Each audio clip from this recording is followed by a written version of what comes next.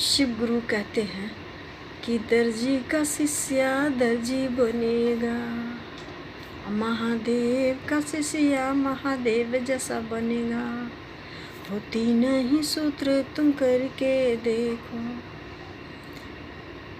तीन ही सूत्र तुम करके देखो। पहला सूत्र से दया तू मांगना, वो पहला सूत्रवा से दया तू मांगना। कहना है, हे शिव आप मेरे गुरु हैं, मैं आपकी शिष्या हूँ, मुझ पर दया कीजिए, मुझ पर दया कीजिए, दया कीजिए महादेव। दया के बहाने हम महादेव को याद कर रहे होते हैं और महादेव कहते हैं कि मेरे मीठे मीठे शिष्यों, तुम मुझसे दया मांग रहे हो तो मैं तो दया कर ही दूँगा, मगर तुम भी किसी पर दया करना जो असहाय है, तो उनको मदद करना। अगर जिस दिन तुम मदद करना सीख गए तो तुमको मैं दया कर दूँगा। महादेव की दया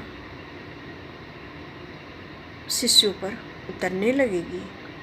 दूसरा सूत्र से शिव गुरु की चर्चा करना। साहेब हरिद्रानंद भैया नीलम दीदी जी ने 3 सूत्र दिए हैं, दया चर्चा नमः शिवाय। दूसरा सूत्र से शिव गुरु की चर्चा करना, लोगों को बतलाना है कि ये भैया ये दीदी हमने शिव को गुरु माने हैं, उनका मैं परम शिष्या बन गई हूँ, आप भी गुरु मान लीजिए ना। इसमें ना तो कोई खर्चा है, कुछ नहीं है। आप अगर उनके शिष्या या शिष्य बन जाते हैं तो गुरु जो है आपके जीवन में जितने भी संकट हैं, बाधा है, बीमारी है, सब दूर करेंगे। लेकिन हाँ, कर्म फल तो भोगना है, लेकिन कर्म फल जो है, संकट जो है इतना बड़ा आने वाला हो तो वो इतनी छोटा सा करके और आपके संकट को टाल देते हैं।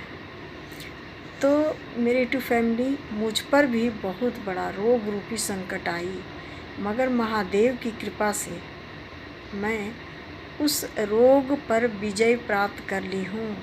मेरे भी पेट में अल्सर था, डॉक्टर के पास नहीं गई, मगर कुछ मुद्राएं मैं जानती थी, मुद्रा बनाई, खेचरी मुद्रा लगाई है, ये मैं लगाती रही। दिन भर में मैं 3 बार लगाने लगी, 3 बार 4 बार लगाई तो मेरी बीमारी 75% कम गई। फिर आलू को घिसा, कच्चा आलू का रस 5-6 दिन तक पी, फिर अब जड़ से मैं ये बीमारी जो है